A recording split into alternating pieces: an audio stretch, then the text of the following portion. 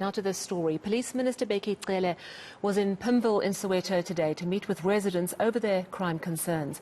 You may remember a violent altercation a few weeks ago between community members and residents of a nearby informal settlement over cable theft, that chicken farm area. It left one person dead.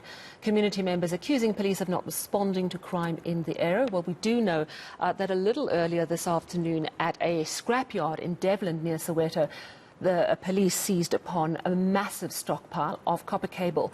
So we're going to get to those issues in just a moment. Police Minister Bheki Cele joining us this evening. Thank you so much for your time. I have to start with what happened in the North Gauteng High Court, because it was a dramatic arrest of Advocate Tefu, who of course represents 4 of the 5 accused in the Senzo Mayiwe case. He was arrested in court just after court adjourned, and he's accused you of being behind his arrest. Just take a listen to exactly what he said to our reporter. They arrest me because I'm in this case. Okay, that's it. Is this why you're arresting him? Yeah, Bheki Cele doesn't want me in this case. You see.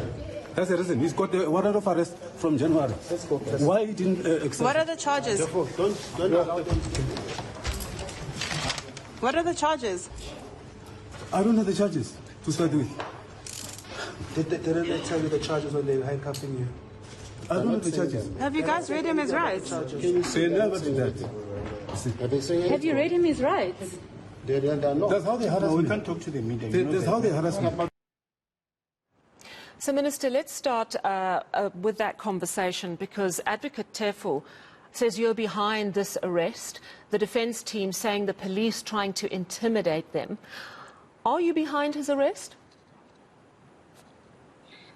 Well, to start, Sally, the whole day today from 8 o'clock, I was in Pimville until about 3 this afternoon. As I was driving back from Pimville to Pretoria, I was phoned by my spokesperson, Lorenzo, to say Advocate therefore has been arrested. And it ended there. I did not ask much from her. And then later she phoned to say there is a video circulating that is accusing me of behind his arrest. Absolutely, I know nothing about it. And I have requested the National Commissioner to find out what happens and give me the report. I think it's the only time that one will speak about the matter. All right. There were at least 10 members of the police's, I think, tactical research unit who came into the courtroom.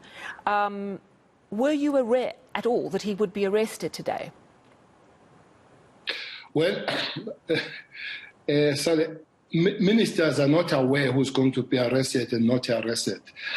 For instance, 800 people were arrested this morning in a chicken farm and around Pimville. Not a single name I know, including this one.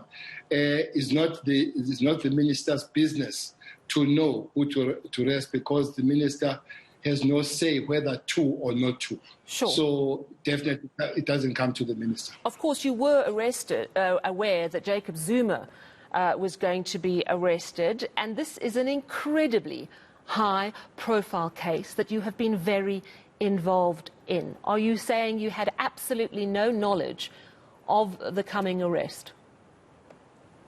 Well, sir, you are dealing with oranges and apples. The Jacob Zuma matter is completely different. That was the court. It said that was the court that instructed the minister and the national commissioner to bring him if he did not surrender himself.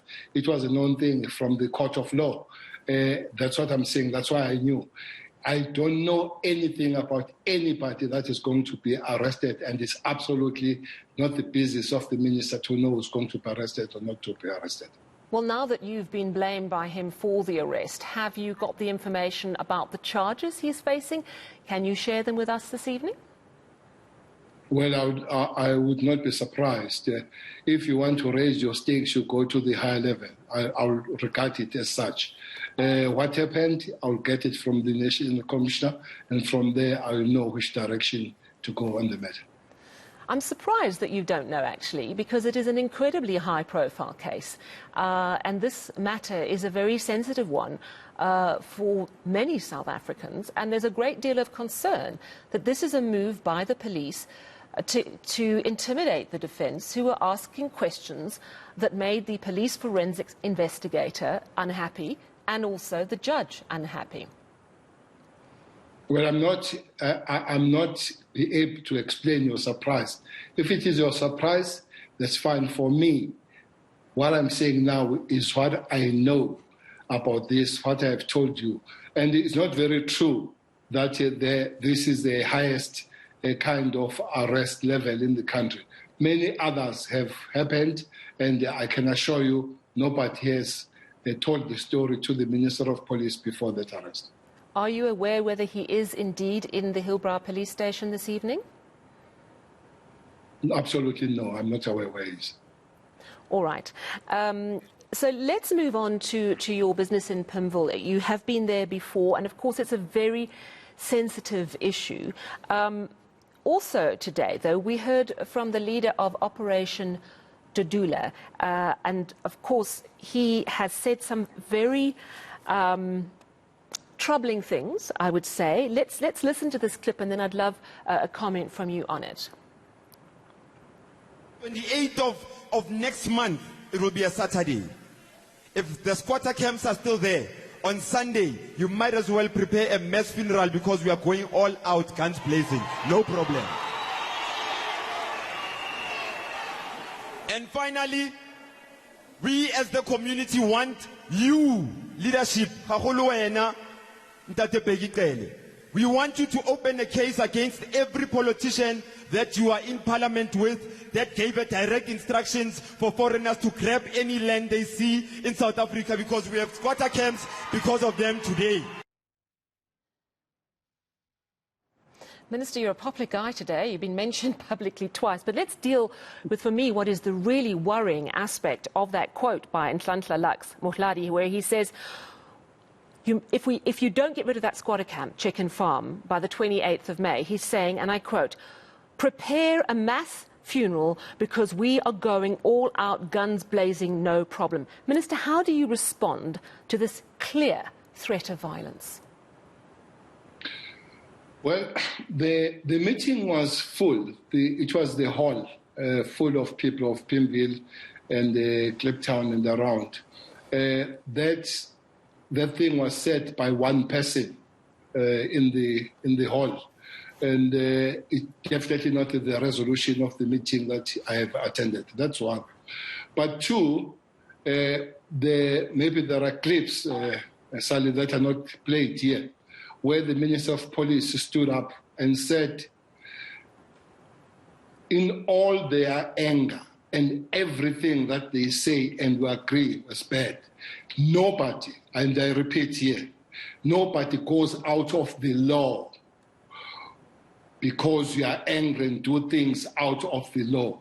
Whether you're a foreigner or whether you are South Africans, once you break the law acts, the law is enforced.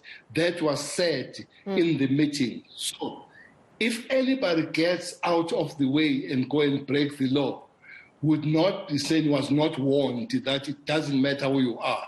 If you break the law, you're in for it.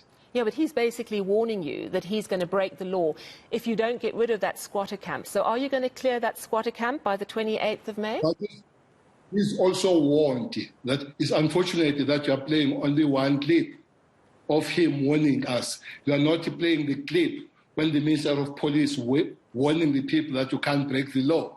The law will take its course if you do. That's one. Two, police don't remove squatter camps. The local government, the human resource, the human settlement, they deal with those matters.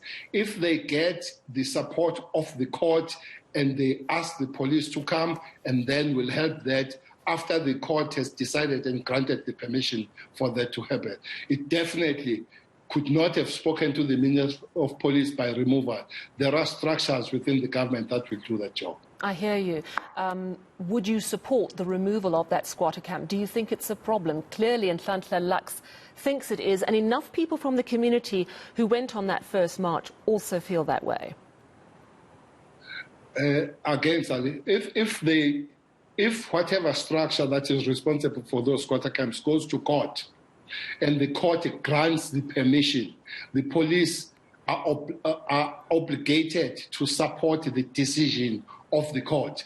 But anything less or more than that, police are not there to move people where they are put unless the court says so. I suppose my concern, Minister, is if this sort of rhetoric is doing the rounds, and yes, it's just words at this stage, the reality is people are very angry and very unhappy with crime, not just here, in other areas as well. Aren't you potentially underreacting and saying if people break the law? I mean, what we saw in July last year was a lot of threats that the police didn't take seriously enough, and then we had massive destruction, over 300 lives lost in the July unrest. Can you assure us tonight, I suppose is what I want to know, that you've got enough intelligence on the ground to assess how worrying this threat is and how realistic the chances of it becoming a really violent situation are? Taking the matter serious, indeed, we are. That's why I was there last week on Wednesday after the murder of that young man, Diale, and the shooting of the ladies. Visited the family, I visited some of the people that were shot. And the community demanded that I come back there today. Indeed, that's why we were there. So many things have been done in between. For instance, they raised the issue of the shortage of cars. We have supplied those cars. They've raised the issue of people that have killed the people. Those people have been arrested. 2 people have appeared in court. They will appear for the second time for bail. And those people, they exchanged fire with the police. One of them was shot and killed. Today, there was a raid, 2 more firearms, and a lot of drugs were found, and more than 800 people were arrested. So it can't be true that we're not responding to the cries of the people. We spoke with them today. But by the way, that I didn't count, but more than 25 people spoke. Many people were angry. Many people were giving good advice. Many people were thinking it was a mixture of bad that people were there. And indeed, we have agreed that we'll work together. We even said to them, we are a phone call away when the leaders are calling. We even said, for instance, they were raising the issue of the police that are misbehaving. We said to them, give us the list. And the minister himself and National Commission will come and fetch that list, and we act on those police and any other thing that we're supposed to act. I think we have responded adequately, though we understand people are angry, but we have. You also spoke today about the fact that, and this is something the police commissioner told us on eNCA yesterday as well, is that there's a special police unit set up to deal with copper cable theft, which of course is destroying our electricity grid, as well as any other vandalism of government infrastructure. And then we saw just later this afternoon images of this Devlin scrapyard, which is near Soweto, and a massive pile of copper cables that the police seized upon, which is really good news. Can you tell us anything more about that bust and whether you're going to close that scrapyard down? How many arrests have been made? Sally, this is twice said by the president in his SONA to say we can't allow economic crimes to take place in South Africa. We have responded, but maybe not in a very organized way. There are quite several people that have been arrested for hijacking the government contracts and the government work there. There are those people. That's one. But 2, we have created a special unit for kidnapping. And if you follow news, as a person that is with news, we are doing a serious crack in the thing, including a 3-year-old that happened only late last week. We are there. Now, we are creating this team.